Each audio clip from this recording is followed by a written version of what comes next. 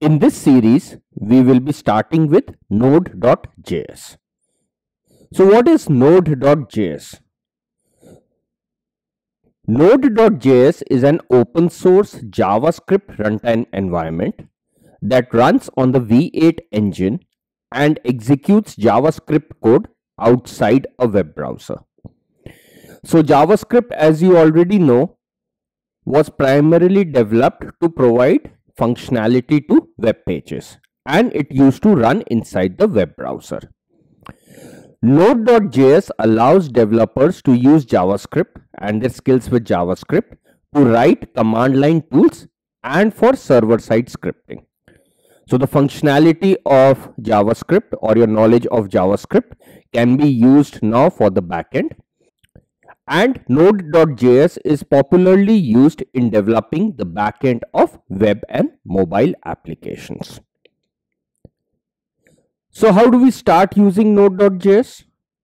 So go to this website nodejs.org and download and install Node.js. Once you have done that, and we will then use Visual Studio Code to write a basic application in Node.js. And what you will see is that we are using basic JavaScript for it. So let's start with, say, console.log hello world. And to run it, we'll just go to the terminal and create a new terminal. Go to the folder in which your file is there. And then how to run it? Node and the name of the file, file1.js. And you can see the output, hello world, has been printed on the screen. We could also have said console.log welcome to node.js. And now if we run it, we get both the prints. We can do all the stuff that we know with JavaScript. So for example, I can declare an array, say const persons is equal to name is Jack, age is 25,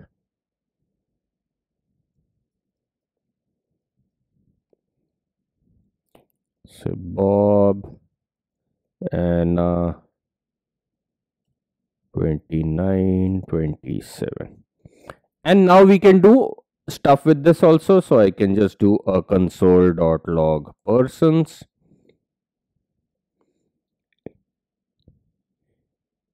If we run this code, then what do we get?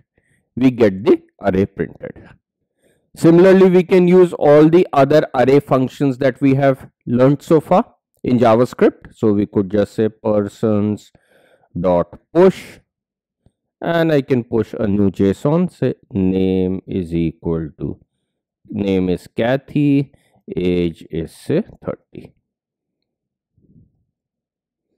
And now if we do a console.log persons and let's run it. So Kathy has been pushed into the array. We could use the array functions like find or anything. So I can say let person is equal to persons dot find p1 such that p1 dot name is equal to, say, name1. And let's define a name1.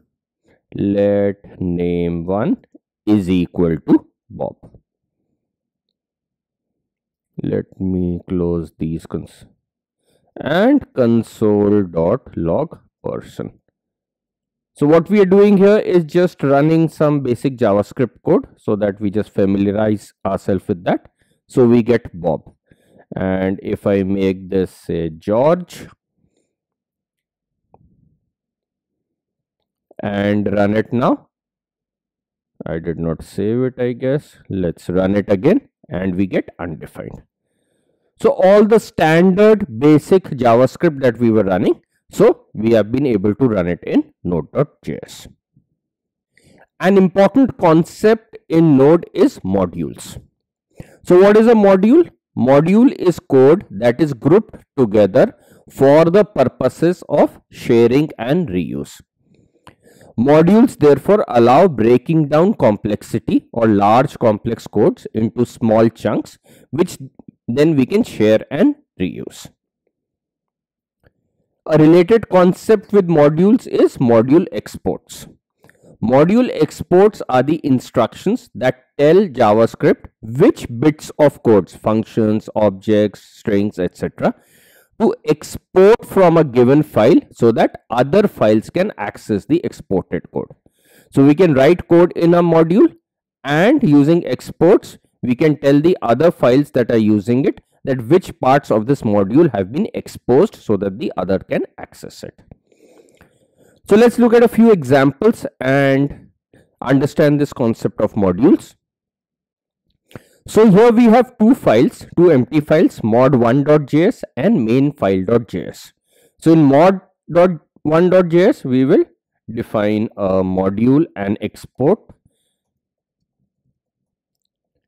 values and functions, and in main file we will use the module defined in mod1.js so that we understand this concept.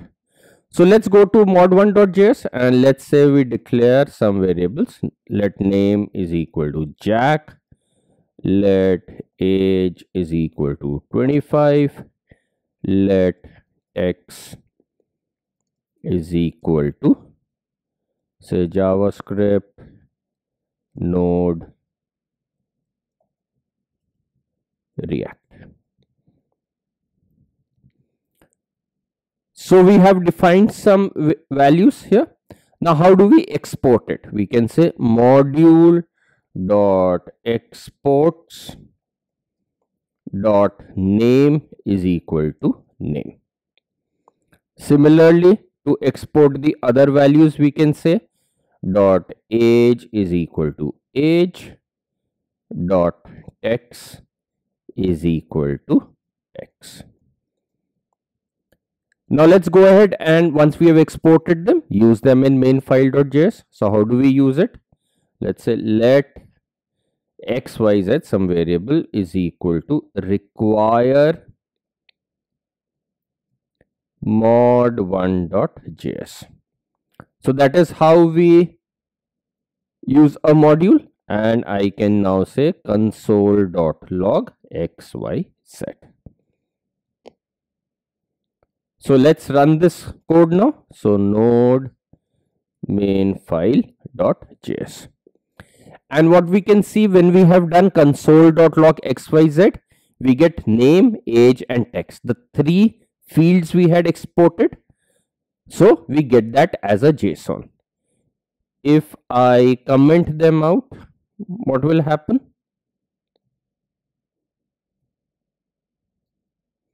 And now if we run this code, so we get an empty JSON. So because nothing was exported, we could have also done something like module.exports.hello is equal to hello. If we do that, and now if we run main.file.js, what will we get? So a single value hello has been exported in that JSON. If I do it in this fashion, and now when we run it, we get a JSON with all the four values. So that is what's happening here. So all these values are exported and we can use them in XYZ. We could have also said instead of XYZ, we could have used object destructuring. So name, comma, age, comma, text, comma, hello is equal to require mod1.js. We could have also said that, and then we could have printed these values on the console. So console.log name, comma, age, comma, text, comma, hello. So standard object destructuring. If I go ahead and run this, you can see all those 4 values have been printed. We could have also said module.exports is equal to and defined a JSON. Say name is name, age is age, text is text, and hello is the string hello. Now this will work exactly the same way. So when we run it, we get exactly the same output. Or if we go back to just printing the JSON that we get here, that's what we get. We are also aware of the syntax that we could have said name, age, text, and hello. So because these fields are defined, it will use those values. So if I run it now, you can see the same values here. Let's look at another aspect of it. So let me define, say, a function. So function knows tech. It takes a tech as a parameter. And if this person knows that tech, it will return true. Otherwise, it will return false. So we can say text.find t1 such that t1 is equal to tech. Now, if this value is truthy, then return true, else return false.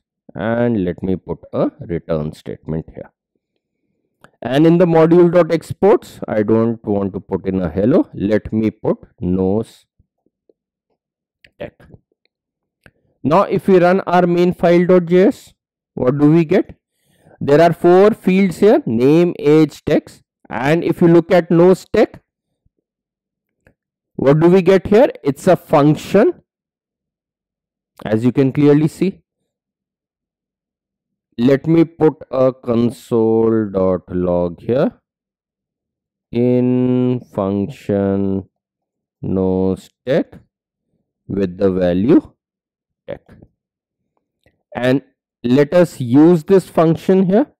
So I can say, how do I use it? Console.log xyz.knows tech. Let's say JavaScript.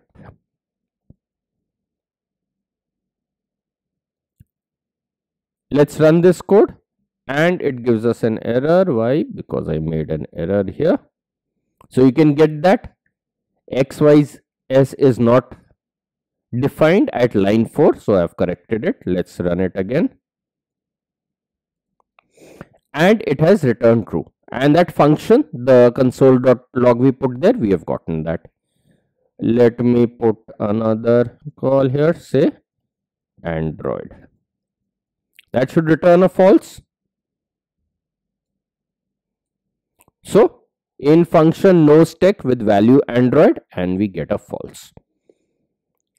We could have also defined this in a way that we could have said export.data is equal to name, age, and text. We could have said module.exports.functions is equal to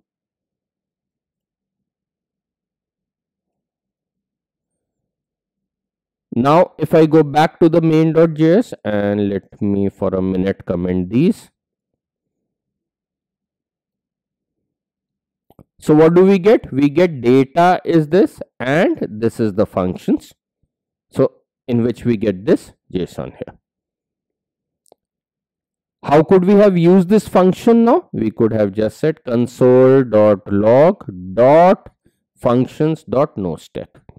So notice when we defined this function in the exports, we did not put brackets. We just used the name of the function. And when we are now using it, we are calling it as a function. So we are putting brackets around it. Similarly, I can use it here like functions.noStep. If I run it now, this runs exactly the same way that we were running, and this works properly. So what we have seen here is the different ways in which we can export data and we can use it. And the basic concept to understand is it gets in as a JSON, and then we can use those fields as we have always been doing. So you can get values, you can get functions, and then you can go ahead and use them. There can be as many modules as you require that we can use require and use them. And what Node has is a lot of inbuilt modules, and some of them we will be learning in this video itself, in this lesson itself, which are inbuilt modules and which are very powerful and frequently used in Node.